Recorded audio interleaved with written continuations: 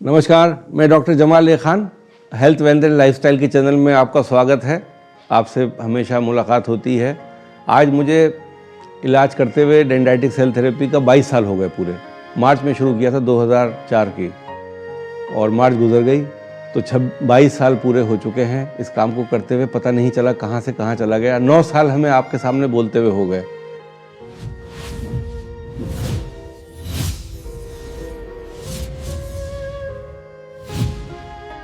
जब हमने ये काम शुरू किया था तो हमारे प्रोड्यूसर कहते थे, डायरेक्टर, कि साहब इस पर कितने दिन तक बोलेंगे आप, एक कैंसर टॉपिक है, बोलते चले जाएंगे। मैंने कहा नहीं, फिर रास्ते मिलते जाते हैं, बोलते जाते हैं। आप लोग जुड़ते चले गए, मैं बोलता चला गया। फिर आप लोगों ने बहुत इज्जत दी, बहुत ज़्यादा वायरल होते थे मेरे वीडियोज़। फिर एक स्टेल भी लिमिट आ गया। सोचता रहता हूँ मैं कि क्यों स्टेल आया, क्या मेरे अंदर कोई बुढ़ापा आने लगा, वो जुनून नहीं रहा बोलने का, जो या आपको सुनने की शक्ति नहीं रही कि कब तक डॉक्टर जमाल को सुने, तो ये समझ में नहीं आता था।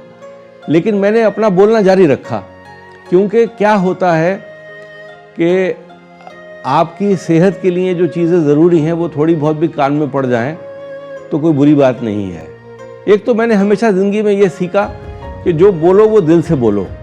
जब डिबेट हुआ करती थी कॉलेज में तो मुझसे लोग पूछते थे कि डिबेट में ये बोलें या वो बोलें। जब मैं टीचिंग में भी था तो मैंने कहा था, जो दिल गवाही दे वो बोलो, उसी में अवार्ड मिलेगा, उसी में प्राइज़ जीतोगे आप। प्राइज़ जब जीतते हैं जब आप दिल की आवाज़ से बोलते हैं। किसी चीज़ के बारे में 2 तथ्य होते हैं, आप उसके खिलाफ हैं तो आपका दिल गवाही दे रहा है, खिलाफ हैं आप उसके, तब आप उस पर अच्छा बोलेंगे। और अगर किसी तथ्य के साथ हैं आप, तब आप उस पर बोलेंगे, तब अच्छा बोलेंगे। उसके अलावा अगर आप बोलेंगे तो वो आपकी मन की आवाज़ को पब्लिक पहचान जाती है कि ये मन से नहीं आ रही है, ये मुंह से आ रही है, ज़बान है, खाली लफ्ज़ हैं, इसमें कोई सच्चाई नहीं है। तो ऐसी हमारे पॉलिटिशियन होते हैं जो तरक्की करते हैं। वो क्यों करते हैं? उनके दिल में तमन्ना होती है और पब्लिक पहचान जाती है कि दिल में तमन्ना है। वो अलग बात है कि वो उस चीज़ को अचीव कर पाएँ या नहीं कर पाएँ, उसमें ईश्वर, अल्लाह, उसकी मर्ज़ी शामिल है। कहते हैं ना कि बच्चे को खेलते हुए को आपने छुरी दे दी तो वो हाथ काट लेगा। ये मुहावरा है ना, इसलिए हम बच्चा रोने लगेगा, छुरी मांगेगा, लेकिन नहीं देंगे। इसी तरीके से क्या हक़ में पब्लिक के क्या चीज़ अच्छी है, क्या हमारे लिए बेहतरी है, ये ऊपर वाला ही जानता है। फ्यूचर के बारे में और कोई नहीं जानता। रास्ते हम बनाते हैं अपने अपने, लेकिन फ्यूचर का हिसाब किताब करने वाला एक अजीमुशान शख्सियत है, अल्लाह है, जिसको किसी ने देखा नहीं, पहचाना नहीं, लेकिन ये ज़रूर है कि वो है। मैंने पहले भी इस पे बात करी है। तो बात यहाँ से हो रही थी कि सच्चाई की आवाज़ पब्लिक को नज़र आ जाती है, इसीलिए मेरा चैनल मिलियंस में चला गया। यूट्यूब पे भी गया, फेसबुक पे भी लाखों में है, और इंस्टाग्राम पे भी लाखों में है। और इसीलिए कि आप लोग मुझे चाहते हैं और मुझे आपके चाहने से शक्ति मिलती है। जब मैं आप इलाज मेरा कराएं नहीं कराएं, अगर आप मुझसे सुनते भी रहते हैं वो भी बहुत बड़ी बात है, क्योंकि मैं आपके हक़ में बात करता हूँ, आपके भलाई की बात करता हूँ। तो कैंसर के बारे में हमेशा मैं बात करता हूँ, डराने के लिए नहीं करता, समझाने की बात करता हूँ। कैंसर में एक नई चीज़ का आपको समझाने की कोशिश करूँगा आज मैं। आप अपने कैंसर को बनते हुए रोक भी सकते हैं। ये बात बहुत बारीक है, बहुत समझने की है। अगर हम किसी चीज़ पे ध्यान करना शुरू कर दें तो वो हमारी तकलीफ दूर हो जाती है। ध्यान का तरीका क्या होता है? मस्तिष्क से ध्यान, यानी दिमाग से ध्यान, उस चीज़ पे ध्यान करना, यानी समाधि जिसको कहते थे, ध्यान कर लेना, उस चीज़ पे ध्यान करना, उस चीज़ को सोचना कि ये क्यों हो रही है। तो मेरी जो नसें हैं, मेरा जो ऑटोनॉमिक सिस्टम है बॉडी का, नसों का, जिस पे मेरा कंट्रोल है, एक होता है कंट्रोल वाला सिस्टम, एक नॉन कंट्रोल वाला। जब मैं कंट्रोल वाले सिस्टम को कंट्रोल करने की कोशिश करता हूं, जो नॉन कंट्रोल वाला सिस्टम है वो भी कंट्रोल होने लगता है। ये मुद्दा समझने का है, सोचने का है। मिसाल के तौर पे पेट की बीमारी की बात करते हैं कि मुझे ये खाने से नुकसान होता है, ये खाने से फायदा होता है। मैंने गांठ बांध ली कि मैं ये चीज़ें नहीं खाऊंगा, 3 महीने नहीं खाऊंगा, 6 महीने नहीं खाऊंगा, इस चीज़ का सेवन करने से मुझे आज नुकसान हो रहा है। और साथ में मैंने ध्यान करना भी शुरू कर दिया उसी चीज़ पे। ध्यान कैसे होता है कि आपने अपनी सारी एनर्जीज को उस चीज़ पे लगा दिया। ये आपको कंट्रोल जब आएगा, जब आप एकांत में बैठेंगे, अकेले होंगे, समझेंगे कि आपको मैं क्या बता रहा हूँ, आप मेरी बात को सुनेंगे और उस पर अमल करेंगे, तो आपका जो सिस्टम है जिस पे आप ध्यान कर रहे हैं वो नॉर्मलाइज होने लगेगा। ये मैंने अपनी प्रैक्टिस का खमीर में सीखा है। ये पूरा मेरी ज़िंदगी का जो तजुर्बा है उसकी बात मैं कर रहा हूँ आपसे, जब से मैंने होश संभाला और आज की तारीख में मैं बात कर रहा हूँ। तो हमारे ऊपर कठिनाइयाँ आएंगी और हम उन कठिनाइयों को अपने जिस्म की दूर करने की शक्ति रखते हैं। आउट ऑफ कंट्रोल नहीं है वो चीज़ें।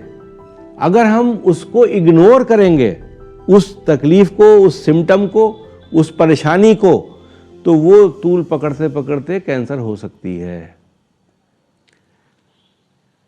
दिमाग के कैंसर होते हैं, ब्रेन के कैंसर हो जाते हैं। मैंने उनके लोगों को स्टडी किया, मैंने उन लोगों से बातें करी, मेरे पास मरीज आते हैं, और मैंने घुसने की कोशिश करी, उनकी ज़िंदगी में समझने की कोशिश करी तो क्या चीज़ें हैं। तो कुछ तकलीफ़ें ऐसी थीं जो वो दूर नहीं कर पा रहे थे अपनी, जो असमर्थ थे, जो उन बातों को समझ तो रहे थे लेकिन ओवरकम नहीं कर पा रहे थे। वो लिंक मैंने देखा ब्रेन कैंसर में, ब्रेन ट्यूमर्स में। ये लिंक बहुत इंपॉर्टेंट है समझना, और ये आपको कोई दूसरा आदमी नहीं बता पाएगा। जिस्म के मालिक आप खुद हैं, अपने जिस्म आपके कंट्रोल में है। आप डॉक्टर्स को जब जाके अपना इलाज की बात करते हैं, बताते हैं, जो आप तकलीफ बताते हैं उसकी वो दवा दे देता है सिम्टम के बेसिस पे। बहुत सी बार आप जाते हैं, कोई जांच नहीं करता, वो आपकी नुस्खा लिखता है, दवा दे देता है।